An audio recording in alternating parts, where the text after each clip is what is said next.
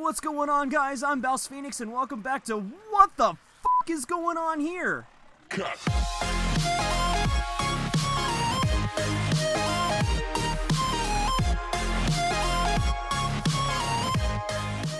So 18.5 is out, and with it came this guy. His name is Inaros, and we're going to be learning all about how to play and mod him in this episode of Watch It in Action. Inaros is modeled off the mummies of legend from ancient Egypt and seems to be based around invoking the powers of sand, among other things, to deal damage and restore life to himself and his teammates. Now, I've only been playing him a short time, but to me he seems perfect as a crowd control and endurance frame with a super awesome healing ability. This means also that he's a fantastic solo frame, as evidenced by the footage you're currently watching. What you're seeing right now is me soloing the 3rd tier sortie defense mission. Now, I was pretty surprised to find that he scales as well as he does, but I was a little disappointed to find that I couldn't really bring myself to use his 2nd and 3rd abilities much, as his number 1 and number 4 seemed to be all I really needed, so I decided to build around those. Now, as you can see though, Inaros has no problem holding his own despite his massive health pool, and despite his lack of shield. If played right, you can literally almost be invincible. Now, we've gotten a glimpse of what he can do, let's see how he does it. Okay guys, so quick disclaimer before we get into the build here.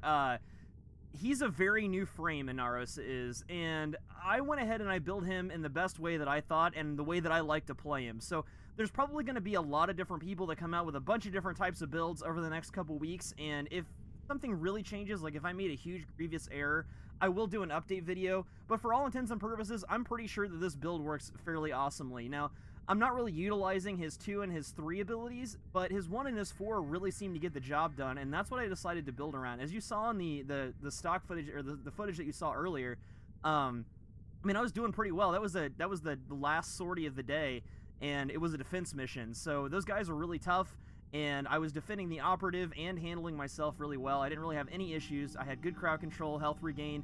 I didn't have any energy problems, and this build seemed to solve that. We went ahead and put one forma on here, and that was to fit the blind rage. Now, originally, I wasn't using any kind of power strength, but we're kind of getting ahead of ourselves real quick. Let's start from the top. Corrosive projection, he actually comes with a dash polarity in his aura slot, which is really nice. That gives you the option of either a energy siphon or the corrosive projection. I went with the corrosive projection because I was fighting Grineer. It was high level. That negative 30% armor is really going to help out, or that reduction to armor is super useful. A lot of people use this mod in-game as well. It's a really good aura to have on you, especially if you're in the Void. He actually comes with a dash pull Exilis slot, which is really interesting. I think he's the first frame so far to have his Exilis slot polarized. But the only problem is I don't really like a lot of the dash polarity aura slots. They don't really work out that well. I might change this here in the future. I haven't really decided what I want to put on him yet, and I'm kind of just waiting until I figure out what I actually want to do with him first. For sure, and I know I really like this build, but that may change, and I don't want to have to reformat this again. So, for now, that's going to stay a dash, and I'm going to leave that blank, because I don't even feel like I need much else, honestly. I mean, maybe a little bit more range or something like that, but, I mean, really, I felt like this build was super solid on its own. So, going with the first mod here, Rage. This mod I felt was essential. It's pretty much a cornerstone of the build here. The guy has no shield. He has 0 shield. Even with a redirection, if you put a redirection on him, he's still going to have 0 shield. So, 0 shield, the only thing you're doing is dropping your health there. Do not put redirection on Inaros. It's not going to do anything for you. So, Rage was really important because he's very easily damaged. His health is very easily damaged because he has no shield blocking him. So, any damage you take is going to contribute to energy regen. This is really nice, especially since we're not using a flow. And originally, in the first build that I did, I was using a flow. I was using a primed flow, and we had 400 and something energy, and I didn't need it. It was too much. I was never using I was never even scratching it. So 150 power was totally fine. I never had any energy issues. I was always getting hit and regenerating my energy. I never was caught with my pants down and didn't have energy. Prime continuity was important because I felt that power duration was nice to have. Power duration contributes to the amount of time that enemies are blinded by Desiccate, which is his number 1 skill. It also contributes to his toggled ability as number 3 if you want to use that, because it is a toggled ability, so duration is going to help you out a little bit there, which means that as you use the ability, your energy is going to be drained and it's not on a timer. So duration was really important there because it affected the duration of the scarabs and the blind and a couple other things that we'll talk about here in a second. But power strength, I initially didn't want to put on here. I really didn't want any power strength on this build. I didn't think I needed it. And at low levels, you don't. What I found is at low levels, you don't need power strength. But at higher levels, you really do, because your scarab armor isn't going to do enough damage to heal you. And we'll cover all these abilities in depth here in a second, but just for now, know that I tried this build without Power Strength, and I found that I really needed it. Now, I chose Blind Rage over Transient Fortitude because I needed that power duration, and efficiency didn't really matter. Even at negative efficiency, so we have 80% efficiency, even at negative efficiency, I never had any energy issues. Like, energy was the last thing I was worried about. I was more worried about my health than I was about my energy. I always had energy in the missions that I was doing, and I tried this in more than just that sortie. I tried it in some T4s and stuff like that, and I never had any problems. I tried it in groups, and, you know, I thoroughly tested this build before I decided to make this video. So, Vitality was a no-brainer, absolutely, because look how much health this guy has. 4,620 health with a max strength Vitality. I mean, holy crap, that's 4 times more than Zephyr, who had previously the highest health in the game, I believe. So, amazing amount of health, ridiculous Vitality there. And he's got 200 armor to boot. Now, some people might decide to put on a max strength Steel Fiber. That's totally an option, but I didn't really see any place for it in this build, and I was never worried about my health that much because I was always healing so quickly that I never really felt like I needed the... So, anyway, Streamline was good because I wanted a little bit more power efficiency, and I had an extra slot here, and there wasn't really anything I needed to put on here. So I decided to go with a little bit more efficiency to kind of give me that bump there so I wasn't too far in the negative, which is really nice. I felt like 80 is the sweet spot there. Stretch and Overextended. These are really important mods. I feel like range is super important on Inaros, especially in the way that I play him. And that is the key word here. Remember that this is the way that I play Inaros, and this is the way that I found him to be an awesome solo frame and a good team frame. So Overextended really helped us out in the range of the blind. His Desiccate is affected by range, and the more range you have, the further range away that you can blind enemies. It's really nice. And then also, on top of that, Scarab Armor has a heal radius, so the enemies that are affected have a radius around them that will heal you, and having range extends that radius. So we'll talk about that here in a second when we look at the abilities, but I really felt like this was the build to go with. I mean, I tried a bunch of different stuff. I was up until like 3 in the morning last night just playing with different builds with him, and this is the one that I finally settled on. This is the one that I felt was really the best for him.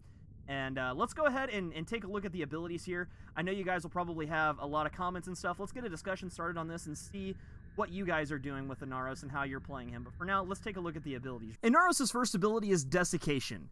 Desiccation is an awesome little crowd control power with pretty fantastic range that might remind you a bit of Banshee's Sonic Boom power. When casted, though, Desiccation will blind enemies in a cone in front of Inaros, all while dealing damage over time and healing you for a portion of that damage done. Desiccation also opens enemies to melee finishers while they're blinded, and as it seems, critical chance bonus as well, much like other blind skills in the game. It's important to note also that Desiccation is line of sight and does not, as far as I can tell, go through cover or other obstacles. This is a bread and butter skill that plays a huge part in this build, and it's important to get comfortable with it. Next up, we have Devour. Devour is another stun/health gain skill that has the added bonus of spawning a minion when you kill an enemy by using it. The benefits of this skill seem to be minimal though, as it can only be cast on one enemy at a time and you have to cast it on each individual enemy, and depending on the enemy level, it can take an extremely long time to devour an enemy and to produce this little sand minion. Furthermore, the damage of this skill severely falls off at higher levels, and as I've seen so far, it sort of pales in comparison to Inaros' other skills. It can be, however, paired with our next move, Sandstorm. Sandstorm is Inaros' third ability, and when casted, will turn Inaros into a raging whirlwind of sand and destruction capable of picking up any enemy in your path and swinging them around helplessly, all while dealing damage over time. This ability is very similar to Zephyr's Tornado, but when used on the enemies covered in quicksand from the Devour skill, it will turn them into sand minions if they die while in the sandstorm. This sounds pretty useful, but I honestly haven't used it all too much, as the 1-4 combo Inaros has is just so good.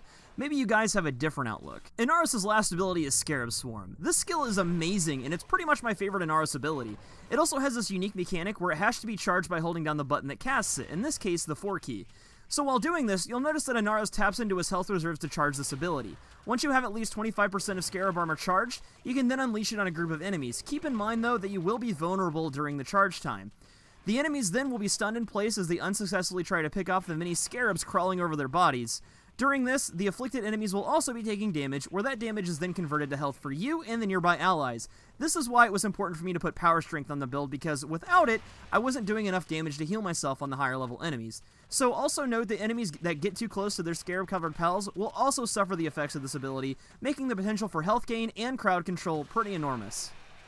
So, I kinda lied when I said Scarab Armor was Inaros' final ability. He also has this nifty little down state that he enters when his health reaches 0. Upon going down, Inaros will seal himself inside a coffin where you can then attack enemies with a skill very similar to Devour in an effort to heal yourself. For now, it seems as if dealing damage is what restores Inaros, and if you're successful in dealing enough, you can actually revive yourself. If played correctly, Inaros is the first truly self-sufficient Warframe in just about every way you could think of.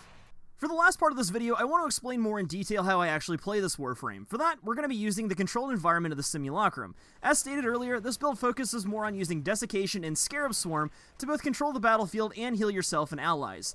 Typically, I'll make sure everything within range is blinded with Desiccation, and then I'll charge up my Scarab Swarm if needed. If I notice my health or teammates' health dropping too low, I'll unleash my Scarab Swarm on a group of foes. This causes me to gain back my lost health and continue fighting. As far as builds go, this one I feel is pretty simple, but I do feel like Inaros has some serious perks for the more advanced players out there. With the synergy between his powers and his awesome crowd control and healing capabilities, I feel that Inaros is very well suited to both solo and team play. Alright guys, I know this was a really long video, but a new frame, he's pretty, he got a lot of stuff going on. I really appreciate you guys watching. Thank you for continuing to allow me to make these videos for you. I love doing this. I love helping you guys. If you have any questions, please leave them in the comments below. Let me know how you guys are playing Inaros and what you found out with him. He's very new. There's not a lot of information out on him yet. And I did a lot of tinkering with him, and this is the best build that I put together that I found worked out really well, at least from my play style. As an added bonus, for watching all the way to the end of the video, I've added my fashion frame in here. These are all the attachments that I'm using, and the color scheme. So thanks for watching, and I'll see you at the next video.